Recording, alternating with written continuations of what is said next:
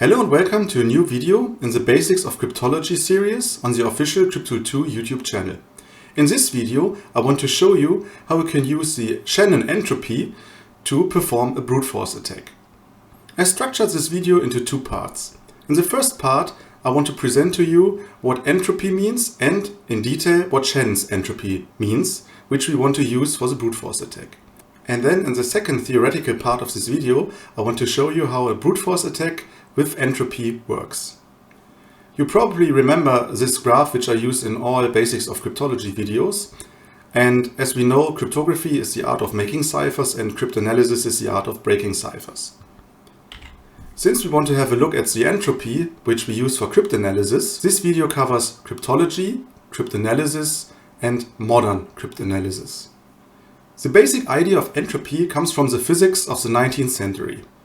The entropy is a measure of the disorder of a physical system. And we know this from the second law of thermodynamics, which states that the entropy of an isolated system never decreases over time. Ludwig Eduard Boltzmann then extended the idea of the entropy in 1877 further to an information theoretical approach. He states that systems go from a less likely to a more likely state, and this increases the value of the entropy. The part that is interesting for us is then the Shannon entropy. And Claude E. Shannon, which we will have a look at the next slide, used the term entropy in 1948 for the loss of information in data communication. He obtained the idea to call it entropy from John von Neumann. Here on the right side you see Ludwig Eduard Boltzmann, and I also show you John von Neumann.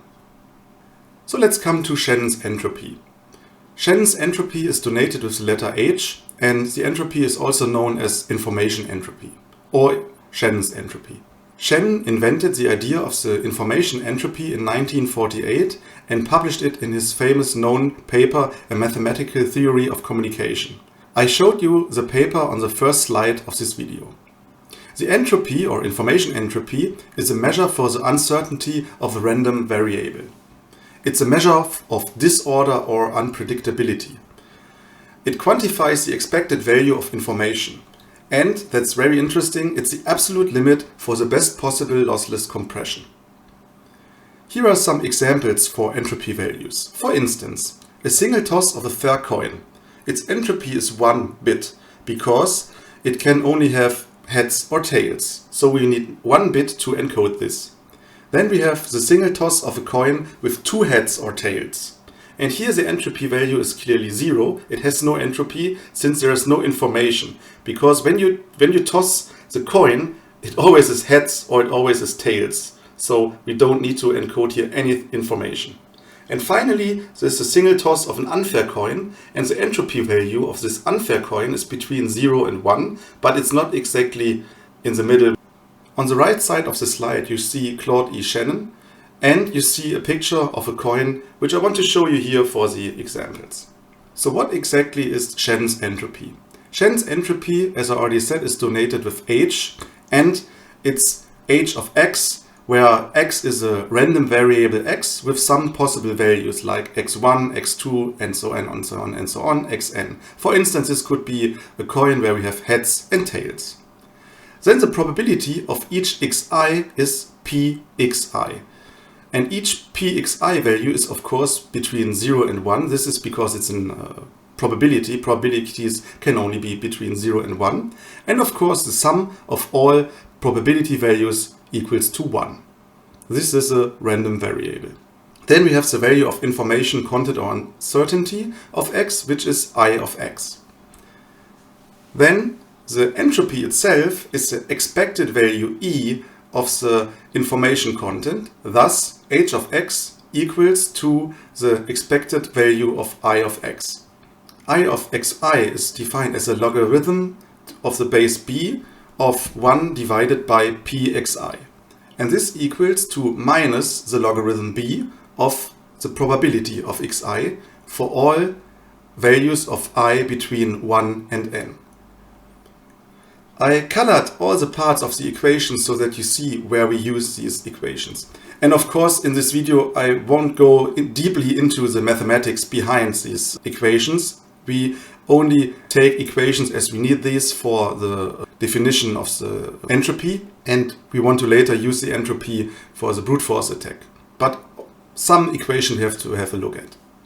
So the entropy of a random variable x is then the sum of the probability of an event of a random variable and the information content and or uncertainty of this value. And we can exchange this part here, you see this here, with this equation here. So we get as a sum from I equal to 1 to n the probability of xi to the logarithm of the base b of 1 divided by p of xi, and we can further ease that equation to minus the sum of I equals to 1 to n of the probability of xi multiplied with the logarithm of the probability of xi. And this here is the final equation for the Shannon's entropy that we will further use on the next slides. And the entropy has different units based on the base that we use in the logarithm. For instance, we have the base 2, then the unit is bit, or we have the base e, then we have the unit nut, or we have the base 10, then we have the unit dit. Here I want to show you an example of an entropy calculation. And I want to calculate the entropy of Hello World. In this case, we have 26 different letters in English using a Latin alphabet, which goes from A to Z. And as I already said, our example text is Hello World. And I colored each letter here, or the same letters with the same color, that you see where these values come from. And now we have 3 steps to calculate the Shannon's entropy. The first step is to count each letter. So we have 1H, 1E, 3L, and so on. The next thing we have to do is to calculate the frequencies of the letters. For instance, the probability for an H is 1 divided by 26 here. We have 1H and we have 26 possibilities. The same we do for E, for L, for O, for P, and so on. And we get these different frequencies of the letters. And then we compute the entropy value. We just use the equation from the slide before and insert these values into the equation. So we have the probability of xi, in this case for the h here, it's 1 divided by 26, multiplied with the logarithm to the base of 2 to the of the same probability. This is here for the letter h. This is for the letter e, and so on and so on and so on. And finally here for the letter d. And when we compute this expression here, we get about 1.548 bit as entropy value for Hello World. So you need on average 1.5 bit to encode a letter here in that string. How do we use the entropy in cryptanalysis? In cryptanalysis we can use the entropy as a so-called cost function to rate a text. And here I have 2 examples. For instance, we have plaintext. Plaintext is natural language, and natural language has a low disorder. That means we have low information content in the natural language. And this also means that our entropy value is very low. In contrast to this, we have the ciphertext. Ciphertext is encrypted, and an encryption performs some kind of, or has as a result some kind of randomized characters. Or with modern ciphers, we have randomized bits. And of course here we have a high disorder or chaos. And a high disorder or chaos means high information content. So we need more bits to store the information in a ciphertext. And this means a high entropy value. So we have a measure to distinguish between natural language and encrypted text. For this we just use the entropy. And this is useful, for instance, for a brute force attack, which is also known as exhaustive key searching attack. How does a brute force attack work? First, we decrypt each ciphertext using every possible key. You probably already know how the brute force attack works. If not, have a look at the previous videos in the series. Then, as a second step, we calculate for each putative plaintext its entropy value, as I showed you on the slide before. But in case of computer text or text stored in a computer, we don't take 26 as the number of different letters or symbols we can calculate. We use, of course, a single byte for encoding a letter, so we have 256 different letters that we need to calculate with the entropy Then we keep the putative plaintext with the lowest entropy in a best list. For instance, the 100 best in terms of entropy value plaintexts. And then, in the end, with very high probability, the original plaintext is in this set, because the original plaintext is natural language, and natural language has the lowest entropy, so it should be on the first place of our best list. And for instance, English text, and we only use 26 different letters as shown you with the example before, has an entropy value between 0.6 and 1.3 bit per character on average. Clearly, in the example it was higher, but this is based on the fact that it's a very short plaintext, the hello world. Then having an English text, but using bytes for representing single characters, as I already said, since we have then 256 different possibilities, English text then has an average entropy value of around 4.7 bit. Now let's do it in CrypTool 2. We have 3 different tasks. First task is that we want to have a look at the CrypTool 2 cost function component, which offers, beside other statistics, the entropy value as a cost function. Then our second task is to encrypt a plaintext using the DES cipher. And finally, I want to show you how we then can break the DES encrypted ciphertext, of course with reduced key space, using the KeySarcher component of CrypTool 2. Why do we need a reduced key space? That's easily described. DES, of course, has 56 bits of key space, and if I would search through the complete key space of 56 bits, this video would take some time, for instance, some hundred thousands of years only with a single computer. So reduce the key space that you can see that we will find something, and this will not take too much time.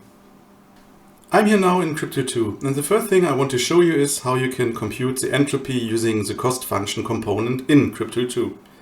So we first create a new workspace by clicking here on New.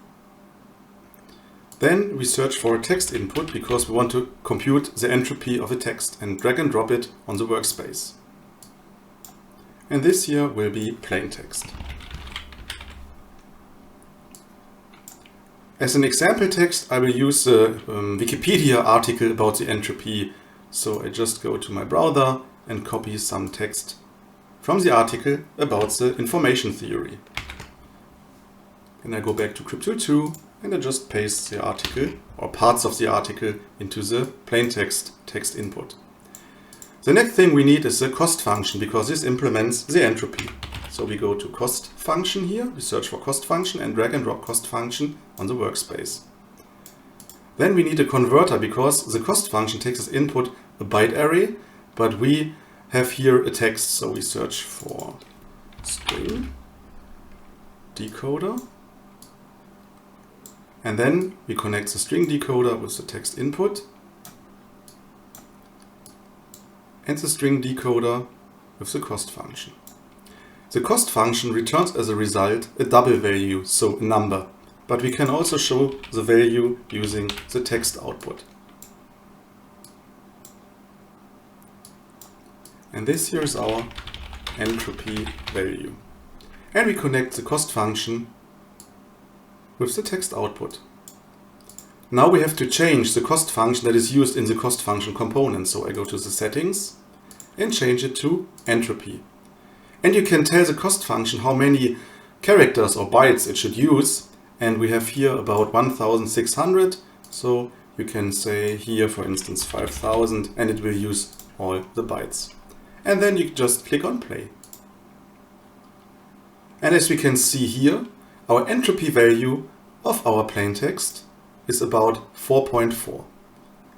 And I also mentioned this in the theoretical part of this video, that with natural language it is about 4.3 to 4.5, something like this. So now let's encrypt our text using the DES cipher. For that I stop the workspace and I search for the DES here and drag and drop the DES onto the workspace. We can use the same string encoder here to connect the DES here to get the plaintext into the DES cipher. Then we need a key. For that we search for a text input, put the text input on the workspace. This here is our key. And we need another converter here, or another string decoder, sorry. And we connect this. And we set the string decoder here to hexadecimal because we want to enter a key. And I connect it here. So that was wrong. This here is the init vector. I connect it here. This is a key. And then we need another cost function. We want to compute the value of the entropy. So I just copy it, and then we need a converter here. We need to convert from CrypTool stream to byte array. So we copy the converter component.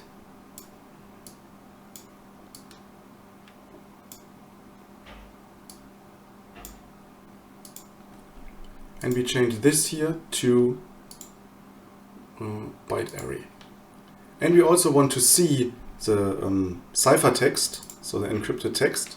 So I need another encoder here, string encoder. Copy it or drag and drop it here on the workspace. Then I connect our DES cipher with the string encoder, and I set this also to hexadecimal. Since it is encrypted, we cannot see much, so we can show at least the byte values as hexadecimal values. And we need another text output. And this is ciphertext. And we change this here entropy value of plaintext. And this here is entropy value of ciphertext. So this is entropy, this is byte, this is hexadecimal. We have here the key, and we have to enter a key. DES has a 56-bit key, but as we already know, the DES has some parity bits, so I have to enter 64-bit key. So I just use 01, 02, 03, 04, 05, 06, 07, and 08. So these are 1, 2, 3, 4, 5, 6, 7, 8 byte, and 8 byte are 64-bit. So let's test it. Yeah, and as we can see here, again, our plaintext value, of course, doesn't change. The entropy value is 4.4 or about 4.4. But as we can see here, the ciphertext value or the entropy of the ciphertext increases. And it goes up to nearly 7.8 bit.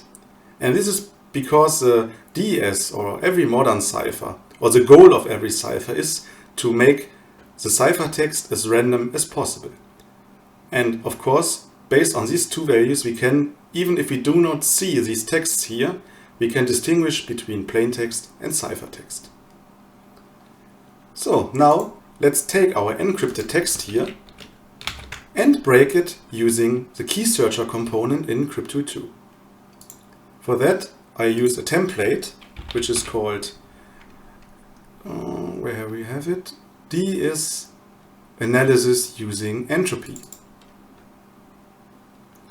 So here's the template. I first paste in our ciphertext.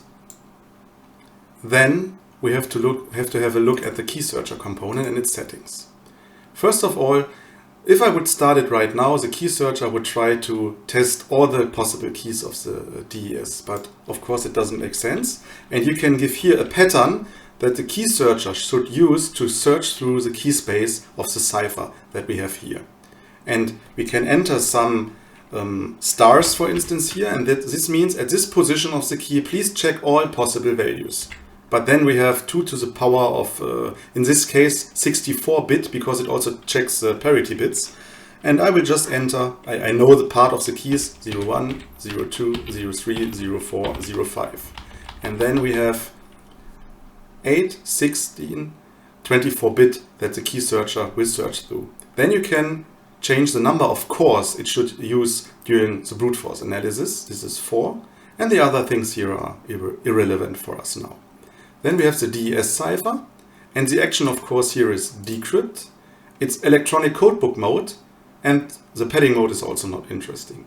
And with the cost function, we want to use the entropy, but we want to use 256, and we want to use the external native cryptography library. This is faster than the internal .NET library for computing the entropy value.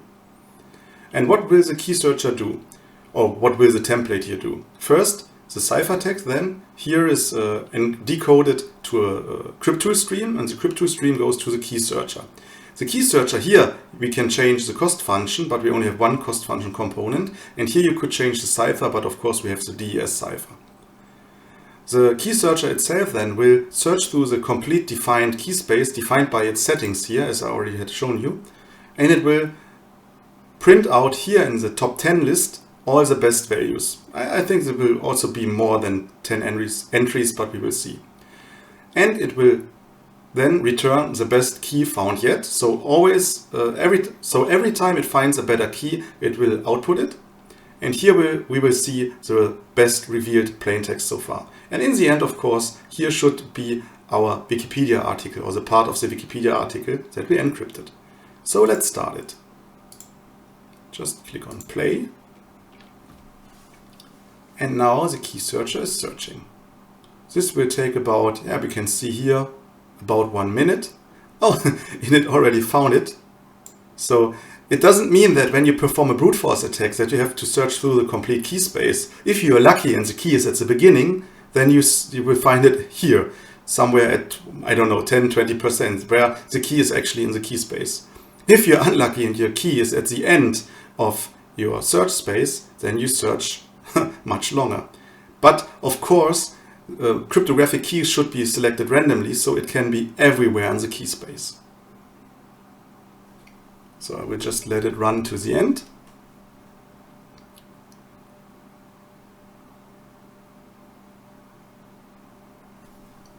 So searching through 24-bit of DES key space, or actually it's not 24 bits, you have to subtract the 3 parity bits, but we also searched through the parity bits. And you can see this here, we have the same plaintext with a lot of keys here. And this is based on the fact because the parity here, you see for instance 8989 here in the key, we also search through the parity bits. And the parity bits are not used for actual encryption. So you can find the same plaintext very often when you search also through parity bits. Yeah, and the KeySarcher, it created a top 10 list for us with the top 10 best entries, and it sorted the top 10 list by the entropy value. And as we can see here, the lowest entropy of the complete search space, or of the plaintext in the search space, is 4.213. What we already had seen, it's a little different here, because we only used about, 256 bytes. If you increase the size, it should be the same here. So the KeySarcher only used the first 256 bytes. And in fact, we can try it right now. I reduce it to, let's say, 32 bytes. And I will fast forward now that we do not need to wait so long. But it should be faster than 52 seconds because we only use less, or we use less bytes than in the attack before. So let's give it a try. And as you can see here, it's really fast, so we do not even need to skip forward. And even with only using 32 bytes of the ciphertext, we can find the correct key using the entropy. We can go even further, maybe. We try 16. Let's try 16. And as you can see here, 16 bytes are not enough. Maybe we try some more. We had 32, let's try 24. Yes, 24 bytes are also enough here to find the plaintext. And this was everything I wanted to show you with the Shannon's entropy and cryptanalysis. I hope you liked the video. If yes, please give a thumbs up. If no, you know what to do, give a thumbs down. And if you do not already had subscribed to our channel, I would be also really happy if you subscribe. So see you in the next video.